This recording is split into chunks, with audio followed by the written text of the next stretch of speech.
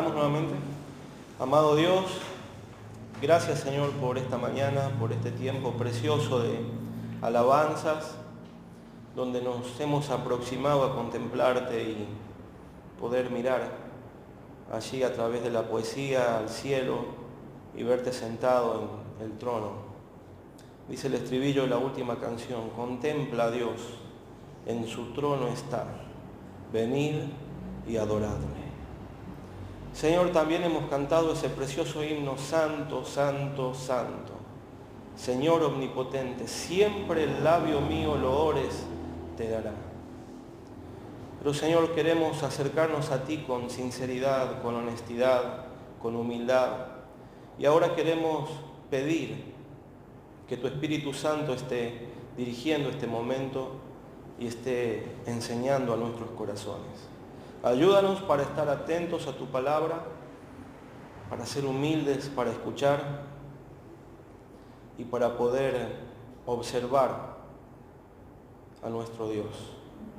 Señor, clamamos que la exposición de tu palabra produzcan cambios en nuestras vidas. En el nombre del Señor Jesús. Amén. Bien, hermanos, continuamos con la serie de los atributos de Dios y hoy vamos a hablar acerca de uno de los atributos más preciosos, si se quiere, o que han causado en las personas que han podido observar de primera mano a Dios un gran arrepentimiento. Y eso es lo que yo deseo en esta mañana.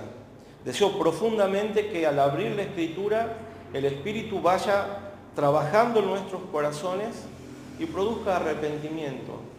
Y produzca también el apartarnos del pecado, el apartarnos del mal y el acercarnos más a nuestro Dios. Estoy hablando de la santidad de Dios. Vamos a hablar acerca de su santidad. Y para ello vamos a abrir el libro de Isaías. Acompáñeme, el libro de Isaías, capítulo 6. Este es un pasaje que muchos conocemos, que hemos leído. Yo recuerdo que eran uno de mis pasajes favoritos cuando era adolescente. Había quedado impactado por lo que el profeta revela aquí en su libro, lo que Dios nos revela por medio de su profeta. Ya lo tiene, Isaías capítulo 6. Dice el versículo 1: en el año que murió el rey Usías, vi yo al Señor sentado sobre un trono alto y sublime, y sus faldas llenaban el templo. Por encima de él había serafines, cada uno tenía 6 alas, con 2 cubrían sus rostros, con 2 cubrían sus pies, y con 2 volaban. El uno al otro daba voces diciendo: Santo, Santo, Santo, Jehová de los ejércitos, toda la tierra está llena de su gloria. Y los quiciales de las puertas se estremecieron con la voz del que clamaba, y la casa se llenó de humo. Entonces dije: ¡ay de mí, que soy muerto! Porque siendo hombre inmundo de labios y habitando en medio de pueblo que tiene labios inmundos, han visto mis ojos al Rey Jehová de los ejércitos. Y voló hacia mí uno de los serafines, teniendo en su mano un carbón encendido, tomado del altar con unas tenazas. Y tocando con él sobre mi boca, dijo: he aquí que esto tocó tus labios, y es quitada tu culpa, y limpio tu pecado. Te aliento a continuar luego la lectura del capítulo entero en sus hogares por la tarde. Vamos, como es nuestra costumbre, versículo por versículo, desmenuzando, tratando de absorber lo que la palabra del Señor revela. Volvemos al verso 1, dice: en el año que murió el rey Usías, vi yo al Señor sentado sobre un trono alto y sublime, y sus faldas llenaban el templo.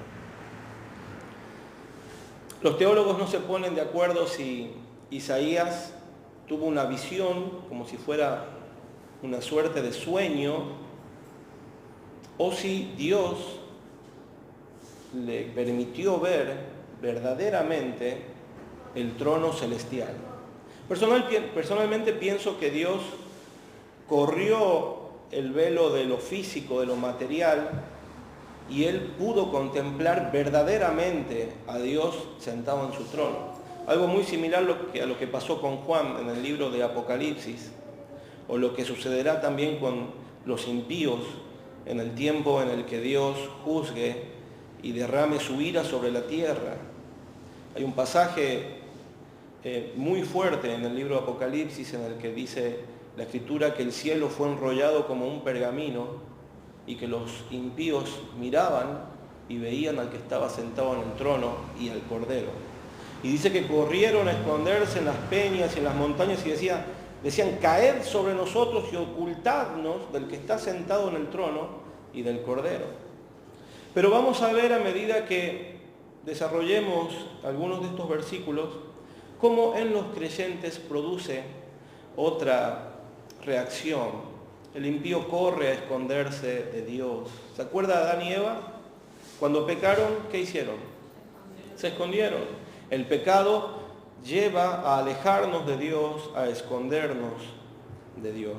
Pero Isaías, en esta visión sobrenatural, ve a Dios sentado ¿sobre qué? Un trono. ¿Y cómo era este trono? ¿Qué características tenía? Alto y sublime. El trono, fíjense que no estaba a una altura de su cuerpo, ni siquiera podríamos decir que estaba a la altura de sus ojos, sino que en la inmensidad de lo celestial, el trono estaba en la altura.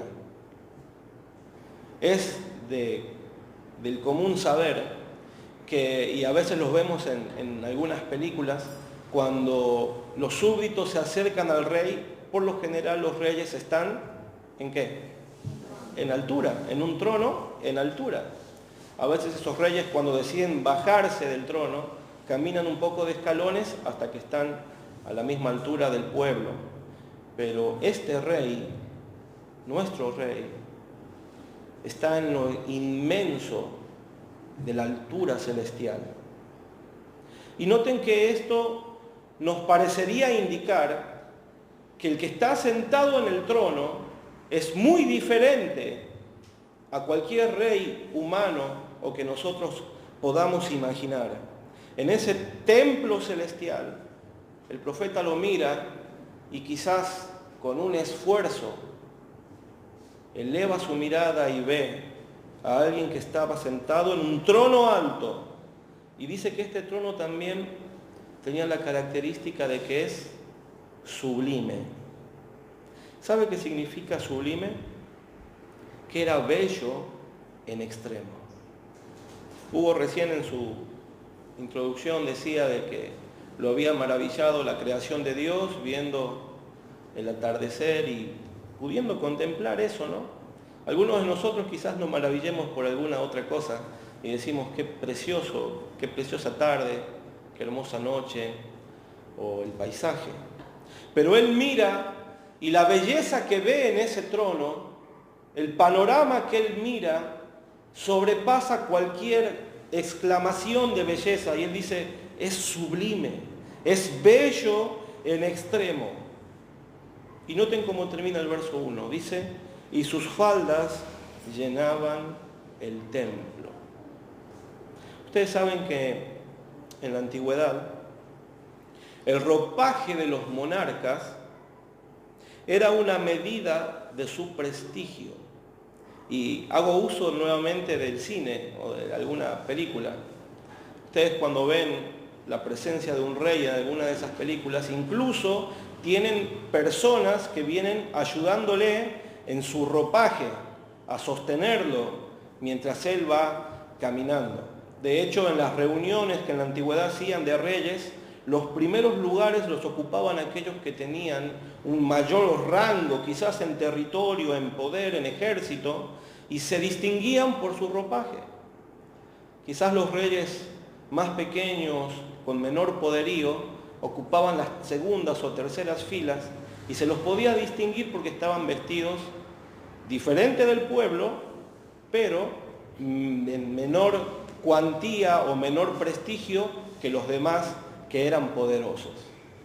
Y fíjese lo que dice el verso 1, que las faldas del Señor, del ropaje de Dios, podríamos también decir, el contorno o el borde de su túnica llenaba el templo. ¿Lo puede apreciar? ¿Qué dijimos recién? Que el ropaje, las túnicas de los reyes mostraban el poderío, la magnitud de quien las portaba. Isaías ve este trono que está en la altura de los cielos, ve que es bello en extremo y ve que el borde del manto de Dios ocupaba todo el templo, mostrando que el que estaba sentado en el trono es diferente a cualquier rey humano. Quien está sentado en el trono es poderoso en extremo y es soberano en extremo. Nuestras palabras no pueden expresar al que está sentado en ese trono. Noten lo que dice el verso 2. Por encima de él había serafines. Cada uno tenía 6 alas. Con 2 cubrían sus rostros, con 2 cubrían sus pies y con 2 volaban. Y aquí ve él, Isaías mira el trono y ve que hay seres angelicales que se los menciona en la Biblia como serafines. Y estos tenían una característica. ¿Cuál era? Que tenían 6 alas. Qué curioso. Dice que con 2 cubrían sus rostros, con 2 cubrían sus pies y con 2 volaban. Ustedes saben que esto tiene un significado. Quiero compartírselos. Estas criaturas angelicales dedicadas exclusivamente al servicio de Dios en el cielo, cubrían sus rostros con sus alas porque no se atrevían a mirar de manera directa la gloria de Dios, el que está sentado en el trono. ¿Y saben a qué me hace recordar? A Moisés. ¿Se acuerdan cuando Moisés subió a aquel monte a recibir la ley de Dios? El pueblo estaba allí en el llano viendo cómo ese monte dice que bramaba, humeaba, recordando la advertencia que Dios había hecho que nadie se acerque al monte, ni siquiera que lo toquen, ni siquiera los animales, porque aquel que tocara o ingresara o comenzara a subir en ese monte moriría, porque la misma presencia de Dios iba a descender. Lo cierto es que la Escritura dice que Moisés estaba allí hablando con Dios y Moisés quiso ver el rostro de Dios y Dios le dijo de que no existe ni existirá algún hombre que pueda ver su rostro en la cara descubierta y viva. Pero le dijo algo: yo voy a hacer un hueco en la peña, te voy a esconder ahí y pasaré. Y dice la Escritura que Moisés vio, entre comillas, las espaldas de Dios. Todos conocemos la historia y nos gozamos. Sigue la Biblia diciendo de que cuando Moisés descendió, después de esos 40 días y 40 noches, el pueblo fue a verlo, a encontrarse con él. ¿Y cómo lo encontró? Su rostro dice que resplandecía. Ningún hombre que tenga un contacto con Dios a este nivel sigue siendo el mismo. De hecho, Moisés no pudo ver el rostro de Dios y en un sentido metafórico, por decirlo con términos sencillos, Dios permitió que él vea sus espaldas. Ahora una pequeña aclaración. Dios es espíritu y Él no tiene manos, ni rostro, ni espaldas. Pero la Biblia usa este lenguaje para que nosotros podamos entender. ¿Bien? Los serafines cubrían su rostro porque no se atrevían a mirar la gloria de Dios de manera directa. También cubrían sus pies para reconocer su inferioridad. Y dice que con 2 alas volaban mientras servían a Dios. ¿Y qué servicio hacían a Dios? ¿Qué tipo de actividad? Verso 3, y el uno al otro daba voces diciendo, Santo, Santo, Santo, Jehová de los ejércitos, toda la tierra está llena de su gloria. En la presencia de Dios, la adoración es algo especial. Y estos seres angelicales, día y noche, permanentemente, exclaman dando gloria a Dios y resaltando no su amor, no su justicia, no su bondad, sino que su santidad. Qué tremendo esto, hermanos. Cuando yo lo estudiaba me emocionaba y me siento privilegiado de poder compartir este tema y a la vez indigno e insuficiente. Pero creo que ni aún el teólogo más calificado podría expresar o enseñar este gran atributo de Dios en toda su esplendor. Estos seres celestiales exclamaban, Santo, Santo, Santo, Jehová de los ejércitos. Toda la tierra está llena de su gloria. Y ustedes saben que en la Biblia la santidad de Dios tiene dos connotaciones o dos maneras de poder verla o mirarla. En primer lugar, la santidad de Dios denota que el ser al cual se le exclama que es santo, se le adora por su santidad, es absolutamente distinto de todas las criaturas existentes. Entonces, para que tengamos una primera impresión, la santidad de Dios distingue al santo de todas sus criaturas. Podríamos decir que aparta a aquel que posee ese atributo. La santidad de Dios es un atributo que trasciende y podríamos decirlo así, baña todos los demás atributos de Dios, de tal forma que su amor es santo, su bondad es santa, su justicia es santa y aún su ira es santa. Es un atributo que baña, penetra los demás atributos y los llena de santidad. Como recién decía, intentar dar una definición de lo que es la santidad de Dios, en este aspecto no lo podríamos hacer. ¿Qué ser humano puede comprender la santidad de Dios en todo su esplendor y poder intentar explicarlo? Los teólogos no han podido, ni podrán. Quizás cuando seamos glorificados y podamos estar en la presencia de Dios, tengamos un panorama mucho más profundo. Pero lo que está revelado en la Escritura sí lo podemos entender y a eso vamos. Dice el versículo 4, y los quiciales de las puertas se estremecieron con la voz del que clamaba y la casa se llenó de humo. El marco de las puertas del templo se estremecieron con la voz del que clamaba. Y la casa, el lugar donde Isaías se encontraba, en su visión, se llenó de humo. Esto denota que aún la justicia y la ira de Dios, bañada de su santidad, provocan en el ser humano lo que dice el versículo 5. Entonces dije, ¡ay de mí, que soy muerto, porque siendo hombre inmundo de labios y habitando en medio de pueblo que tiene labios inmundos, han visto mis ojos al Rey, Jehová de los ejércitos. Ese humo, ese temblor, los quiciales de las puertas, no pudiendo resistir la exclamación de la santidad de Dios, manifestaban lo que será el juicio y la ira de Dios. Isaías, ante semejante visión de nuestro Dios, lo primero que viene a su mente no es que Él fue creado a imagen y semejanza.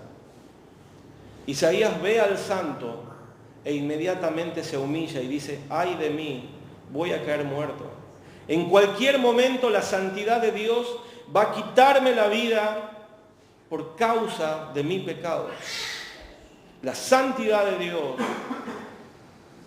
lleva el conocimiento del ser humano de su pecado. Noten que Isaías inmediatamente reconoce un pecado en él. Dice, mis labios están sucios y habito en un pueblo con labios inmundos. La Escritura dice que de la abundancia del corazón habla la boca. Su corazón era inmundo.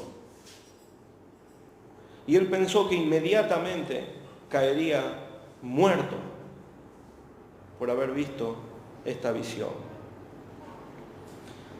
Noten, hermanos, como decía hace un momento, cuando el impío ve o verá, cuando el impío vea a Dios sentado en su trono, dice Apocalipsis que correrá a esconderse. Cuando Isaías vio la santidad de Dios, pensó que iba a morir por causa de su pecado.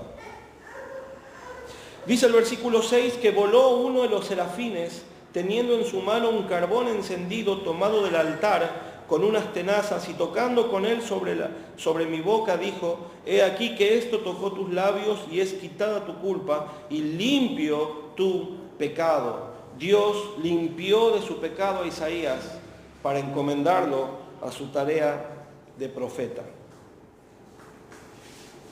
Yo quisiera que guardemos esta primera impresión, hermanos, de lo que es la santidad de Dios en nuestro corazón. Nuestro Dios no es un Dios de madera, no es un Dios de yeso, como dice el Salmo. Nuestro Dios tiene ojos y observa, tiene oídos y oye, tiene boca y habla, no como los dioses impíos, como dice el Salmo. Pero nuestro Dios sobre todo es santo, es digno, y su santidad debe llevarnos a nosotros que somos su pueblo a imitarle. Sed santos porque yo soy santo. Pero hay otra cara, otra faceta de la santidad de Dios que también es importante para nosotros poder mencionarla y observarla. La Biblia nos revela un aspecto ético de la santidad de Dios. A veces cuando pensamos en la santidad de Dios, inmediatamente viene a nuestra mente que Él no tiene pecado ni comparte con el pecado y está alejado del pecado. Y está bien, pero principalmente la santidad de Dios debe mostrarnos lo que vio Isaías. A alguien digno en su trono, alto y sublime, poderoso, soberano, y que en su gloria ha deseado, en su santa voluntad, manifestarse a sus criaturas. Vamos a ver un poco acerca de la santidad moral de Dios, y de esta sí podemos dar o intentar alguna suerte de definición, y permítanme que se las lea.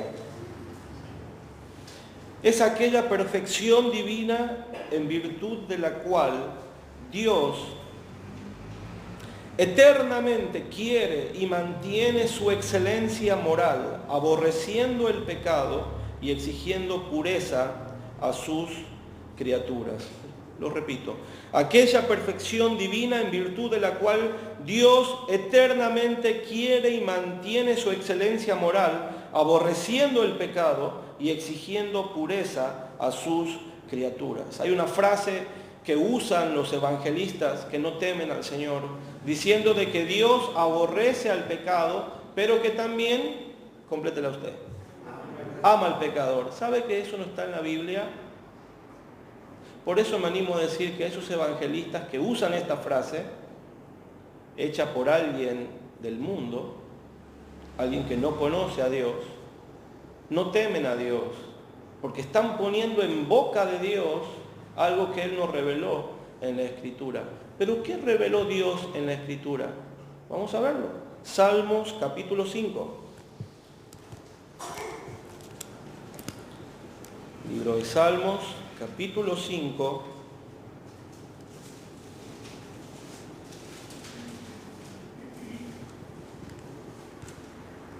versículo 5. Los insensatos no estarán delante de tus ojos. Aborreces a todos los que hacen iniquidad. Lo vuelvo a leer. Los insensatos no estarán delante de tus ojos. Aborreces a todos los que hacen iniquidad. Otro pasaje dice que Dios está irado todos los días en contra del impío. Y está en la palabra de Dios. Hermanos que escuchen este sermón a través de internet, dejen de decir que Dios aborrece el pecado y ama al pecador. Porque Dios no castigará, queridos hermanos, el pecado en abstracto. Dios castigará al pecador y lo mandará al infierno, al lago de fuego y azufre. Allí no estará el pecado, estará el pecador. Y muchos de esos pecadores estarán allí porque muchos predicadores les dijeron de que Dios no odiaba su pecado, que Dios no estaba enojado con ellos por abofetearle cada día con sus actos. Dice el versículo 5 que Dios aborrece a todos los que hacen iniquidad. Aborrece. No lo puede soportar. Dios odia el pecado, aborrece la maldad y está irado en contra del impío todos los días, no en Semana Santa, todos los días.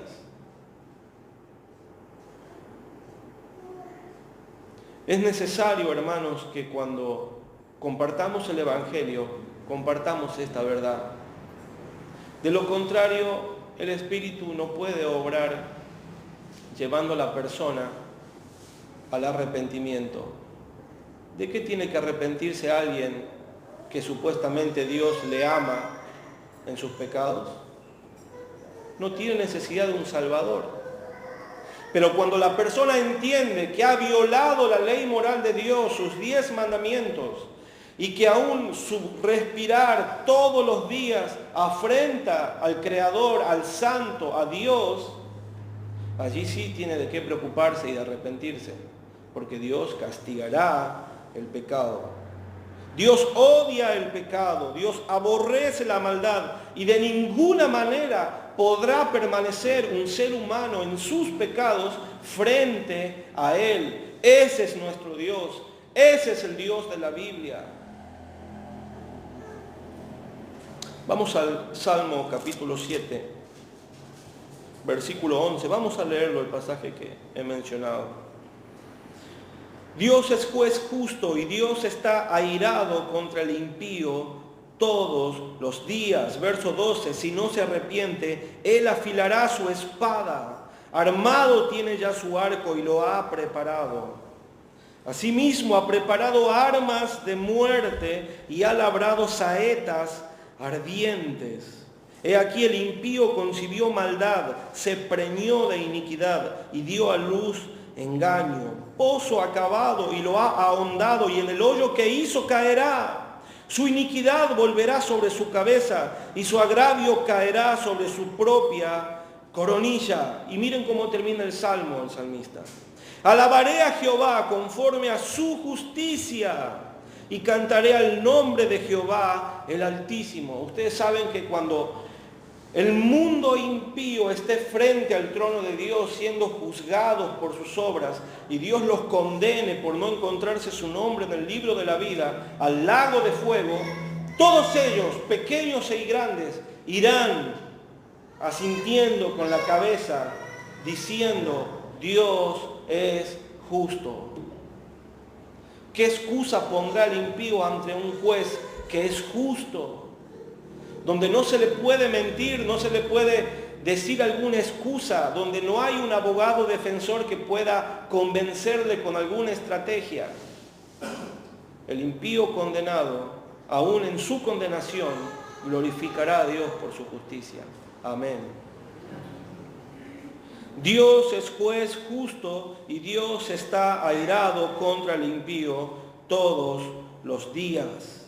Si no se arrepiente, Él afilará su espada. La necesidad del arrepentimiento. Otro elemento principal en el Evangelio, el arrepentimiento. El viernes charlábamos con los varones en el grupo de oración y discipulado de que a veces hemos predicado el Evangelio en un pasado de una manera no bíblica, diciéndole a las personas que dejen entrar a Jesús en su corazón. Eso no existe en la Biblia, hermanos. Sin embargo, nosotros, sacando de contexto un pasaje de Apocalipsis, donde Jesús le habla a una iglesia, a personas que ya eran salvas, lo utilizamos para, de manera romántica, decirle al pecador, abre tu corazón para que Jesús entre, como si Él no tuviera la soberanía o la potestad para irrumpir con la vida del impío y revelarse a Él y convertirlo, como hizo con Saulo de Tarso. ¿En qué parte de Hechos capítulo 9 Jesús le dice a Saulo, el principal de los asesinos de los cristianos, déjame entrar en tu corazón? No existe. Proverbios 28:13, por favor.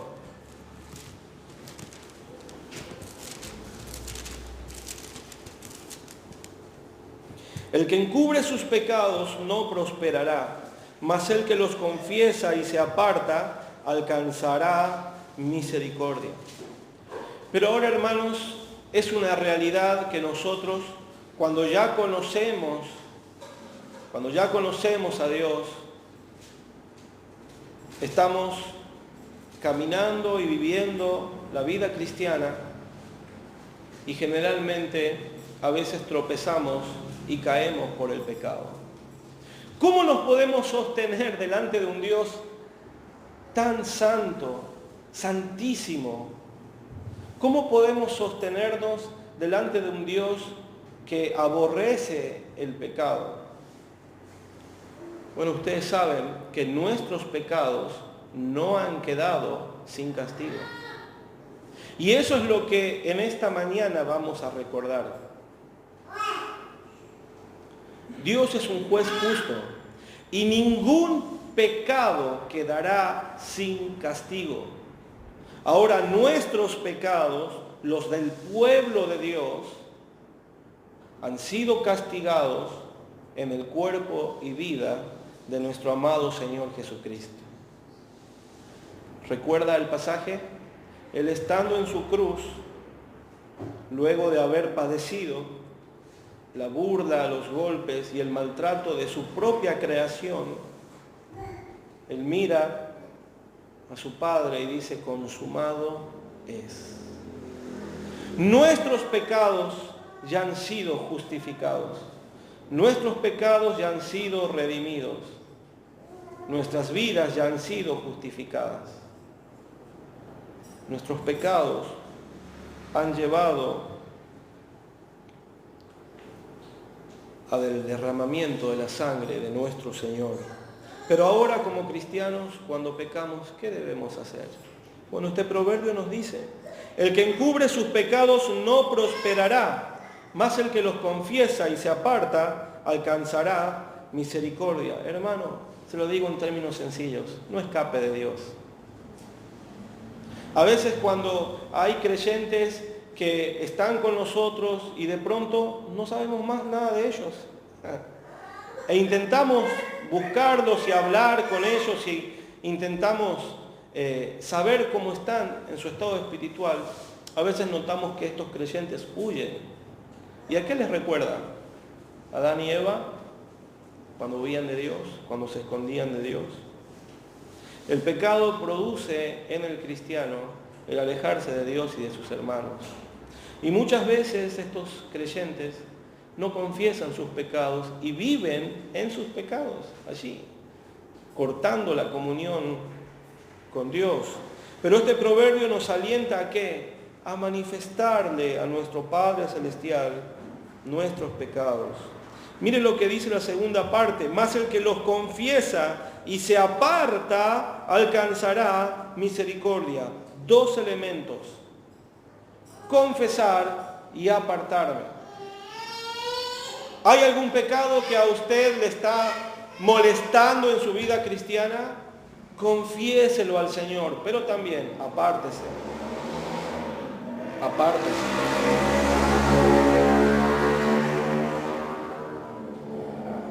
Yo creo que si nos encontramos con algún animal peligroso en nuestros hogares, vamos a poner una víbora, una serpiente, usted la va a ver y ¿qué va a hacer? Mínimamente va a tratar de atraparla y tirarla al otro lado. Si no es que la mata automáticamente. No la va a dejar ahí, ¿verdad? El pecado es igual. ¿Por qué los creyentes pretendemos santidad dejando al pecado guardadito en una esquina de nuestros hogares? Apártese del pecado. El Señor Jesús dijo que si su mano derecha le es ocasión de caer, que la corte. O si sus ojos le hacen caer, sáquelos. Mostrando cómo debemos tratar con el pecado. Filipenses 1:6, por favor.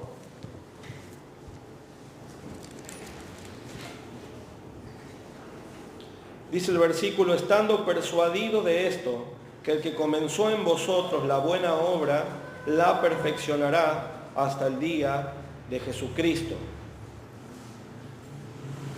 Usted sabe que otro error que a veces cometemos los creyentes es que no le creemos a Dios. Dice 1 de Juan 1:9, si confesamos nuestros pecados, Él es fiel y justo, ¿para qué? Para perdonar y limpiarnos de toda nuestra maldad. Entonces, ¿por qué si confesamos nuestros pecados y le pedimos al Señor que nos limpie de nuestra maldad, continuamos viviendo alejados de Dios, golpeados, heridos por la maldad de nuestro corazón? Y creemos que Él no continuará su obra en nosotros. Pero Filipenses 1:6 dice que el que comenzó en vosotros la buena obra, la perfeccionará hasta el día de Jesucristo. El Señor prometió ayudarle en su santificación. Es una promesa, es un compromiso de Dios, ayudarle a perseverar en la fe. Y cada día, cada mes, cada año que pase, el Señor prometió ir santificándolo. Muchos de ustedes no son los mismos que hace un año atrás. Y ojalá que así sea. Cada año que pasa, el Señor va trabajando en nuestros corazones y nos va acercando cada vez más a Él. Por favor, Romanos capítulo 8. Romanos capítulo 8, versículo 16 al 18. Dice: el Espíritu mismo da testimonio a nuestro espíritu de que somos hijos de Dios. Y si hijos, también herederos, herederos de Dios y coherederos con Cristo, si es que padecemos juntamente con Él, para que juntamente con Él seamos, ¿qué? Glorificados. Pues tengo por cierto que las aflicciones del tiempo presente no son comparables con la gloria venidera que en nosotros ha de manifestarse. Queridos hermanos, va a haber un día en que este cuerpo de carne, este cuerpo mortal, este cuerpo que nos lleva a pecar, ya no existirá más.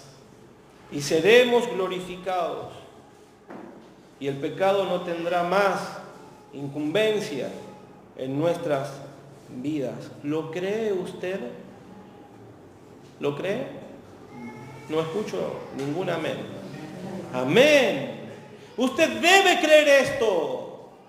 Debe creer que Dios le está llevando día a día, en gloria, transformando su vida. Y debe consolarse en que un día el pecado ya no tendrá más entrada en su vida, ni aún por omisión. Debemos creerle a Dios y debemos consolarnos en lo que su palabra nos dice.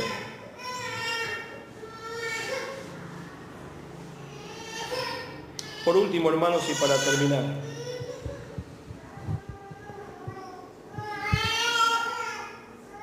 en esta mañana va a pasar el pan por nuestras manos y vamos a recordar el cuerpo de nuestro Señor. Y también pasará el vino que representa su sangre y le recordaremos en su cruz y en su resurrección. Yo quiero alentarles para que este pequeño sermón acerca de la santidad de Dios sea el trampolín, por decirlo de alguna manera, que le impulse a usted y que me impulse a mí a anhelar otro tipo de vida. No podemos seguir coqueteando, jugando con el pecado, jugando con Dios, jugando a ser cristianos. Dios no es digno de la vida mediocre de muchos cristianos, que de lunes a viernes son demonios en sus trabajos, demonios en sus casas, y los domingos intentan pretender tener el rostro de un ángel.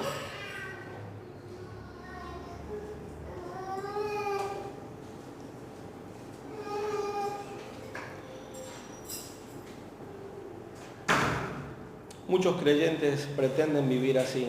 ¿Y sabe qué dice la Escritura? Que aquellos que pretenden vivir así y toman la cena del Señor indignamente, están débiles, están enfermos y otros han muerto. Dios disciplina el pecado, hermanos. No es una novedad lo que le estoy diciendo. Y Dios va a disciplinar su pecado y mi pecado en nuestras vidas. Dios es un juez justo y no lo podemos engañar. Pero sí nos podemos arrepentir, sí podemos confesar nuestro pecado, apartarnos, y sí podemos seguirle con todo nuestro corazón. Que el partir el pan y el beber del vino nos hagan recordar el alto precio que el Señor Jesús pagó por nosotros, por nuestro rescate. Y eso provoque en nuestros corazones vidas fieles, como la de nuestros hermanos en la antigüedad, que no le temían al hombre, que no diluían el Evangelio, que eran fieles y que dieron hasta sus vidas por causa y por amor a ese Dios que está sentado en su trono santo y sublime. Oramos para terminar. Vamos a orar por el pan y nuestro hermano Hugo va a pasar compartiéndolo. Antes de comer del pan, quisiera alentarle que usted tenga unos minutos de oración privada, y si hay algún pecado que usted tiene que confesar, confiéselo allí. El Señor perdona, limpia, y luego, recién allí, coma de la cena del Señor. ¿Oramos? Padre Celestial, gracias por esta mañana y por tu santa palabra.